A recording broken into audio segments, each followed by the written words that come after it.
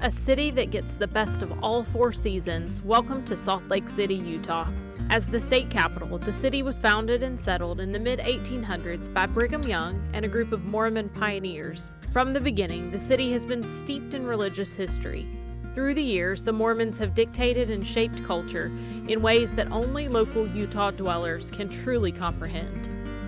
All across the city, there are historical and religious reminders of Mormonism. Traditionally, a majority of the leading local governmental positions have even been occupied by Mormons. In Salt Lake City, the Mormon Church has widespread economic impact and influence.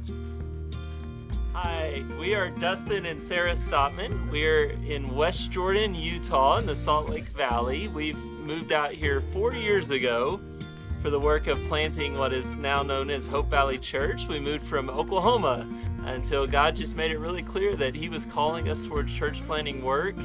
And what ultimately we discovered was that was in Utah, a place of tremendous need for the gospel, tremendous need for Bible-based Christian churches.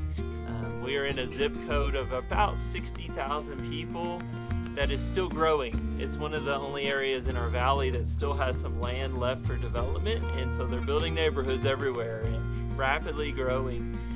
But what else also very, very unique about our community is in a zip code of 60,000 people, there's only 2 non-LDS churches of any kind. My name is Barry Smith. I'm a pastor of Pioneer Community Church in Eagle Mountain, Utah. We planted about 5 years ago through North American Mission Board. When we planted, there was only 5 of us that were on the team. Now there's about 65 on a Sunday, every Sunday. We're in an area that's a suburb kind of Salt Lake and Provo, just across Utah Lake from BYU. It is a very, very young town. The median age here just went up, so get this, went up to 20. It used to be 19. Most college town median ages are in the low 30s or high 20s. We don't even have a college here, but we have so many young families here and continuously moving in. When we moved in here just 9 years ago, it was a town of less than 20 or right at 20,000 people. We are now at about 61,000 people, and there are 3 evangelical churches in Eagle Mountain. Hope Valley Church meets in a dance studio. It's called Synergy Academy in West Jordan, and it's been really sweet with the dance studio because the ladies that own this place and that manage it, we have a great relationship with them. Having a church, a Bible-based church in Utah is so unique, and I think for them that they see the uniqueness of it, and they want to learn and they're interested.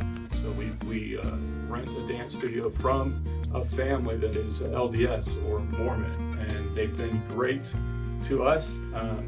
It's been a really it's been an experience just to be a witness to them through renting this facility. One of the biggest things that really impacted us as we were exploring that calling to church planning and where that might be and things like that is as we began to learn about Salt Lake area was the true lostness here and the spiritual dynamic of understanding that it is truly a place where less than 3% of the population knows saving faith in Christ.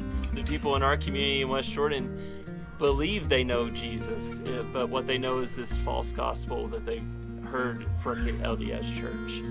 And just recognizing a place that looks so perfect and ideal, yet is so spiritually dark at the same time.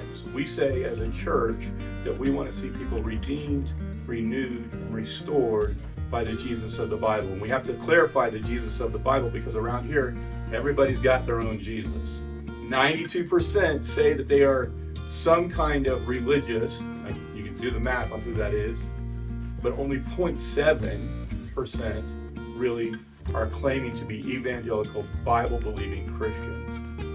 And so we want to see people redeemed, renewed, and restored by the Jesus of the Bible. And one of the ways that we think we're called to do that is by being a safe place to explore your faith. We don't mean that we are not going to tell you the truth.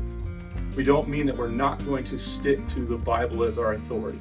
What we do mean is as long as you are not actively fighting against what we're preaching or arguing with us. We will answer questions week in and week out. We have people come to our church that probably would never go into churches in the South. We have a polygamous family that's coming right now, and they bring 8 children and 2 wives. They're not believers. So most importantly, we want to see them hear the true gospel, come to faith in the Jesus of the Bible, and then as the Holy Spirit works in them, we can address all these questions that come with that kind of lifestyle. One of the ways that we've tried to really connect in our community is through the schools. I was at that time and continue to be to this day the only man in the room on a PTA board meeting, and Sarah and I together were the only non-LDS people in the room most of the time there. One of the things I got to do was help a sweet LDS friend with the student council, and her and I were in a classroom one day, and this lady who was a 6th grade teacher waited for my friend who's LDS to leave, and she walked in and she started to whisper to me and asked if she could ask me about our church, and I said yes, of course. I got really excited because that's never happened here yet, and she said she was so interested, her and her daughter, and she wanted to come that next Sunday, but you just never know if that's really gonna come to pass. But she did. Her and her daughter came, and she expressed to me that she had waited a year and a half to ask us anything or ask me anything about the church because she was scared. So as we think about how do we make every day count in what we do and in our ministry here, our lives here, our family here, it's a lot of all that we were just talking about, but of being an intentional presence in our community, of being intentionally in the schools, being intentionally in the stores and in the workplaces and stuff like that. One of those ways in the last year, as I've been increasingly burdened for that, is I've signed up with an organization that does employee chaplaincy, and so there's 4 businesses that I go into once a week and just talk to the employees. But so whether it's a school or a workplace or at the park with our girls and all those things, we want to be intentional of knowing that we are here to be the light of the gospel is shining through us, and that is in what we say and how we share the hope that is in Christ. It is also in the way that we carry ourselves and are active and present in serving our community in those ways. When I first came here, I was really moved by the book of Jonah. And you say, Jonah, well, I think Utah and places like this specifically, where it's a lot of good people, where it's good people, moral people, places like this sometimes feel like Nineveh. And so for us to be here as a church, I pray that we're modeling that. And that's one of the ways that I think we are making every day count. And we've seen that happen. We've seen, like I said, the 2 baptisms that we have, the one that we just did and one we're about to do. One is a wife of the person that does our music, and he became a Christian 5 years ago, and his wife was still fully LDS. And she just started attending with him, and she's like, I don't believe any of this. And eventually, as sitting through and listening to the preaching and singing the songs that we sing, but more importantly, being loved on and having her questions answered, she came to true faith in the Jesus of the Bible. In Christ alone, my hope is found. While simple but profound, my testimony now is that Jesus is enough.